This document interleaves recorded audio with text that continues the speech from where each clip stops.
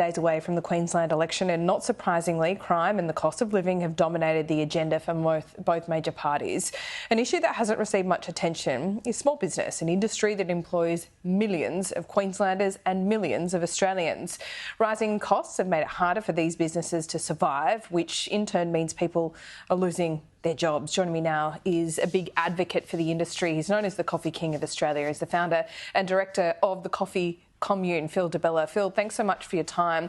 Phil, we spoke to you a couple of weeks ago, but we're now, 10 days out from the election. What are circumstances like for small business at the moment? We know everything's getting a lot more expensive. What can you tell us?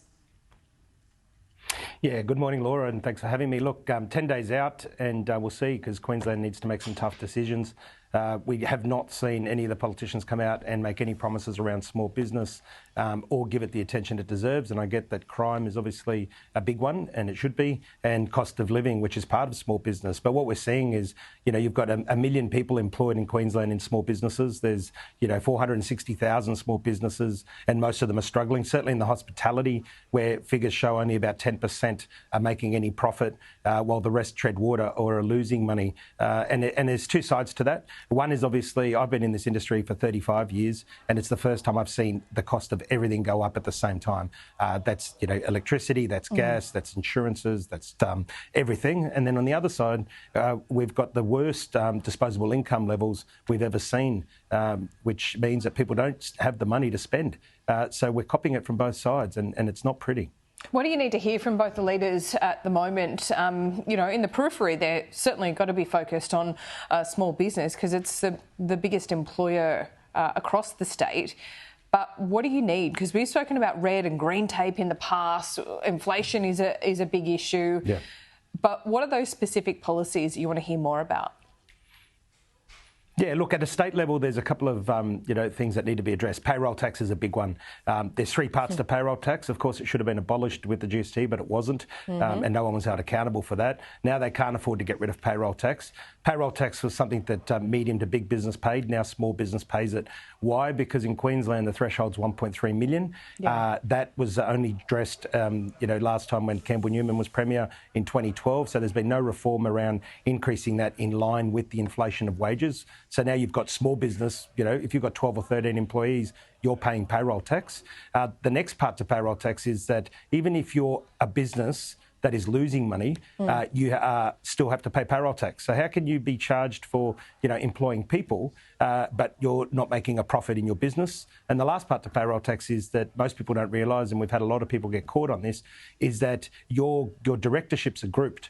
So if you have an established business, say, in a restaurant business employing 30, 40 people, and you pay payroll tax for that restaurant, but you start another business as a startup and individually it's not legible for payroll tax, they actually group them together. And that just doesn't sit well. But the other one that we've seen, Laura, is procurement.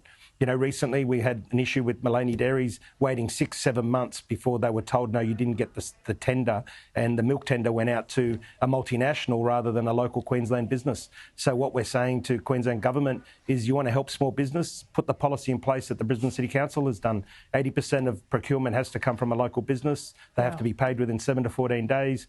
And this gives small businesses a hand up, and you're looking, at your own people rather than focused on handouts, which is what we're seeing, especially from the current Premier, who's out there giving free lunches and all sorts of stuff and ignoring small business completely. Yeah, the handouts are incredible, to say the very least on that. But Phil, I think what you're saying to me is that a lot of small businesses like yours, they're having to focus on non-core issues such as paperwork, and rather than trying to grow their business. And tell me, before I let you go, is it getting harder to employ people? I mean, we've got to get the jobless numbers tomorrow, and economists say about 20,000 jobs will have been created last month. But that's not your experience, as I understand it. You're having to lay people off? Yeah, no, Laura. Yeah, correct. Look, it really is smoke and mirrors with the numbers that they release. Things like the 457 visa, they put restrictions in place. So they manipulate the numbers through the policy. How can you possibly limit people to 24 hours a working week when, one, they can't afford with 24 hours worth of work? Yeah. People can't afford to live now when they've got full-time employment, let alone 24 hours. But all they've done is restrict that and therefore open up more jobs. But we're certainly seeing people losing jobs in the hospitality industry because businesses are not busy. So it's, numbers are one thing, how you interpret those numbers are another thing. And that's what we do at the Coffee Commune, is we really take that data, analyse it, and then put it into some sort of strategy and structure to help all of our members interpret it. Because people are busy working in their businesses when they should be working on their business, but they just can't do it because costs are so high at the moment. Well, Phil, great to talk to you as always. Thanks so much. We'll see you soon. Thanks for having me on, Laura.